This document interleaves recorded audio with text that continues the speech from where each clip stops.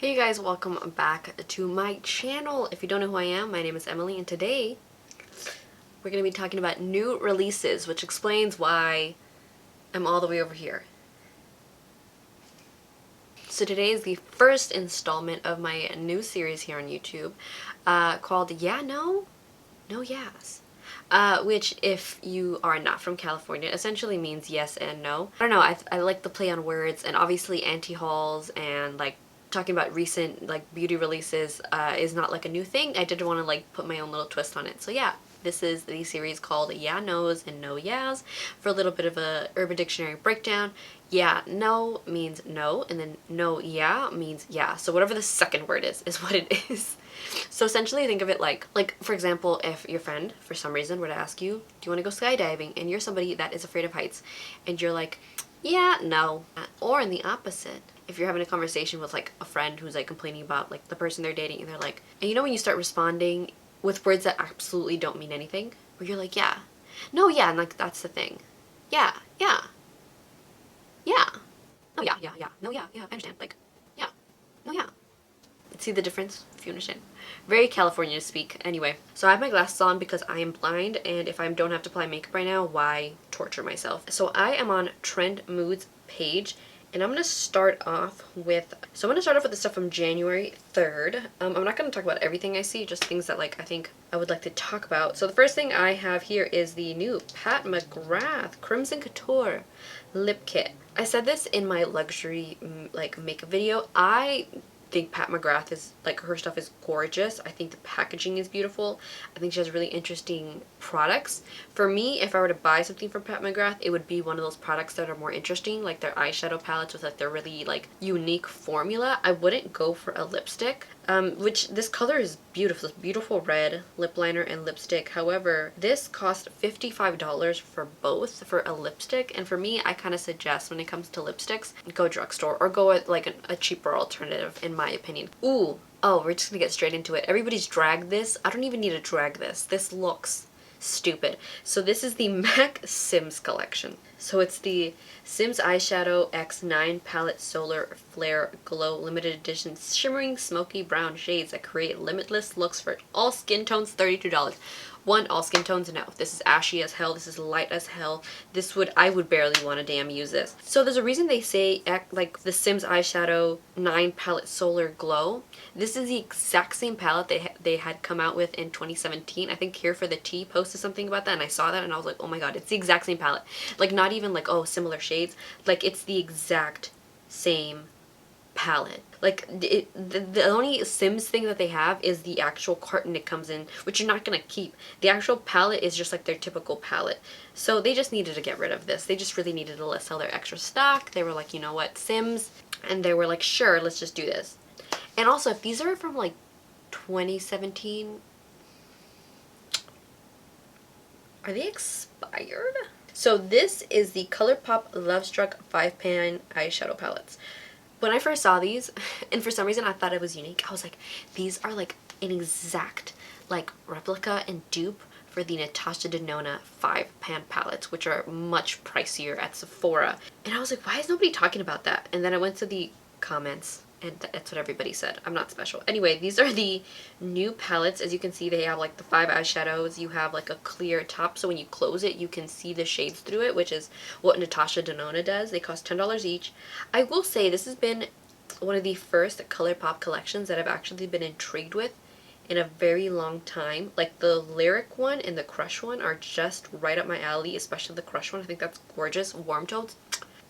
Just based on the shades though, like the Cherish, Amor, and Ballad ones, I would definitely switch out that like taupey, that light taupey brown. Like, each of them have it, and I just think those are the shades that just, if you're gonna have 5-pan eyeshadow palettes, I feel like every single shadow should have a purpose, and that one I just feel like doesn't, because even like if I were to use that in my crease, it's so light that like, what's the point at that point? It's like too light. So next, oh, you guys, I'm gonna rant about this, and like, you're gonna be like, stop being a whiny bitch, and I'm gonna be like, yes, I know, but like, I'm so upset. So this is the new BH Cosmetics Travel Series collection. It comes with 2 palettes, one of them being an eyeshadow palette, and the other one is a highlighter palette. I had a very long conversation with my sister about every single one of these shades in the eyeshadow palette, and here's why. So this is the Los Angeles palette. What is it called? Doesn't even matter. Lost in Los Angeles. You're not lost in Los Angeles in this palette. You're lost in somewhere completely else. The palette, the packaging on top, like where it says Los Angeles with the Sunset Boulevard sign, super cute. I don't know, the packaging is really cute. Now, what bothers me isn't even the shade selection, though it's chaotic as hell to the point where it's kind of intriguing because you're like, what the fuck am I going to do with this? It's crazy. My issue with this, and I'm going to try to be as swift as possible with this, the names of the shades make me want to scream. This is a Lost in Los Angeles palette. You are not lost in Los Angeles. You're lost on the west side in Beverly Hills around a bunch of rich people. Like, you guys. Anyway, so the first shade, Malibu. I guess I'll let it pass. Should it have been like a shimmery orange? No, I think it should have been like a blue, like the beach. I don't know. I'm not going to complain too much about the shades. I'm going to complain about the shades. Runyon Canyon, fine. Like, it's a brown Runyon Canyon. Cool. LAX is this like light teal blue. This is where I start to have a problem, is the next shade. This light pink purple 90210. 90210, okay, again, this is me being picky, but like it pisses me off. If you're gonna call it a Lost in Los Angeles palette, make it about LA. 90210 is the zip code for Beverly Hills. Guess what Beverly Hills is? Its own fucking city. It has its own zoning laws. Like, it has nothing to do with Los Angeles. The next shade is the 405, which is a freeway in Los Angeles.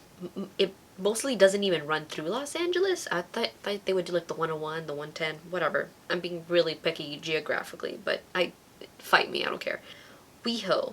My issue is not that it's WeHo. My issue is that for West Hollywood, the Los Angeles gay mecca, you're gonna give it a boring peach shade? Nothing special? Like this West Hollywood. Ridiculous. Rodeo Drive.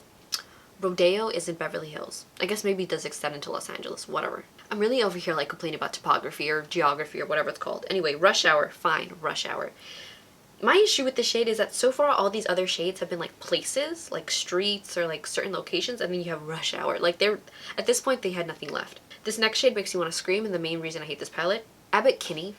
Abbott fucking Kinney in Venice. Again, this is all west side near the beach. Like, this is in LA. That makes no goddamn sense. Also, Abbott Kinney, it just goes to show, like, a lot of these names just goes to show the type of, like, person they were trying to reach. Maybe I'm reading too much into it. I also get it. It's like people that are not from here are not going to know every single thing. And these are more tourist attractions kind of things here in Southern California in the county of Los Angeles. But I don't know. If you're going to do an LA palette, I think do it justice. Like, it's funny enough, like a couple weeks ago or like a month ago, I stayed up until 4 in the morning creating my own palette that was inspired by my experience in LA. So not like LA as in general, but my experience. And I think it was a better palette than this. So BH Cosmetics if you want to. The Abbey, again, you're taking something that's in fucking West Hollywood. West goddamn Hollywood. Have these people never been to a Flaming Saddles? Like, the Abbey, they give it a white shade. Like, do fun colors. The streets have goddamn rainbows. Like, why would you... Dreamer, have no idea what that has to do with anything. The Hills, fine. The Hollywood Hills, fine. And then the City of Angels. I actually like how the shades look. I think there's no depth to it. They're all really like pale shades. However, I do like the shade selection because it's so stupid chaotic. Just like all the names in this palette. Alright, if you're still watching this video, thank you.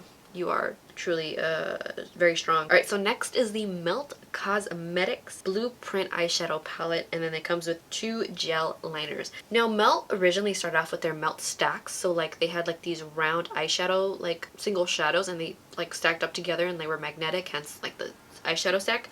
They had come out with the blue one a while back, and the pans were like split, so it'd be like 2 colors in one pan. I guess it didn't go well because now they made a palette version of it, which costs $48. I like that like Melt won't do like just a 1 color palette. Like, I like how it's blue, but then they also have like these warm gold tones and this warm terracotta tones. I don't know, there's something about that I like, that you can really like make cool looks. Like their millennial pink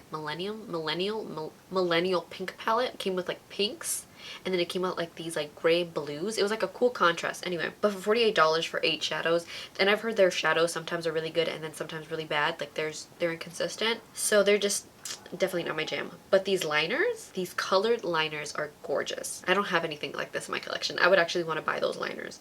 However, I shouldn't because I'm on an extreme low, almost no buy right now. So, okay, so this is the Stay Vulnerable collection from Rare Beauty. So essentially they came out with these cream blushes, lip balms, and liquid eyeshadows, and they correspond in color. So there is a nearly apricot shade in the blush, balm, and eyeshadow categories, and there are 5 different categories. So you have nearly apricot, nearly neutral, nearly rose, nearly mauve, and nearly berry. So you can create like really beautiful monochromatic looks. I think this is genius. There's nothing like that revolutionary about like cream blushes or like lip balms, or like even liquid shadows are becoming, I think, a little bit more popular. They're not like mainstream, but like more brands are coming out with them, and I think this is absolutely genius for the brand because it's about like just being really simple, taking like one shade and really using that all over your skin, creating a nice monochromatic look. Yeah, I think this is genius. The packaging is really cute, especially for the cream blushes. Like, they're so cute. Like little pearl in there. They're so cute. Okay, what's next? Okay, Tarte is coming out with an eyeshadow palette that I'm not interested in. This is the Juicy Amazonian Clay eyeshadow palette. It's not that it's an ugly palette, it's a cute palette. I think this is like a 20 pan eyeshadow palette. You could have done it in like 8 shades. There's so many shades that are just way too similar that wouldn't look any different on the eye. There's so many light shades that, again, just don't look that different from each other. They only work on very pale skin tones, such as myself.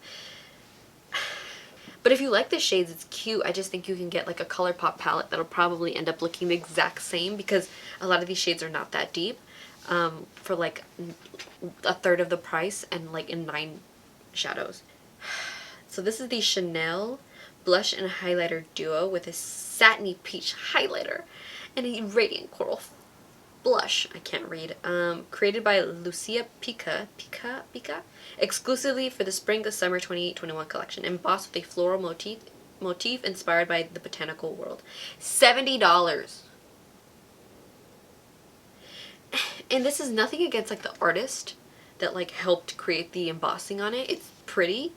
My issue is that it's in the actual duo. So once you start using it, that embossing, that like pattern is going to go away. So you just spent $70 on like a 2-tone blush. That's all you're really spending money on because there's nothing different about the packaging. Alright, so next is the Colourpop Chinese New Year collection. It is the year of the ox, folks. So it comes with 2 9-pan palettes, which are not their typical palettes that already like have the shades already written in. These are like their magnetic palettes with the shades put in. The little set of lippy sticks, there's 3 of them, and then an Super Shock highlighter, an overnight lip mask, and then a shimmering dry oil. So when this launched, Colourpop actually posted on their stories a couple of people that work at Colourpop in their marketing department, and I forgot her name. I don't remember her name, and I don't know her nationality, but I know she is Asian, and she was talking about the Chinese New Year, what inspired this collection, like her hand in it. But something I wanted to specifically mention that she mentioned was that she works with Colourpop and their marketing team, and she's currently helping out with their marketing strategy in China. So I think she might be Chinese, but I don't know. I don't want to like assume. And I just found it so interesting that they had her mention that. Because in my head, like, I look at this collection and I'm just like, it's whatever, like, it's something special. However, I do see that these are colors that would do extremely well in the Asian market. So if Colourpop is really trying to expand into the Asian market, these shades make perfect sense. Though for us in the US, we might be getting tired of these kind of shades. I kind of see why. This is the shades it came out with. It makes sense to me. I guess, you know, we're talking about Chinese New Year. You're talking about the Asian market. I guess they were trying to do something there with this.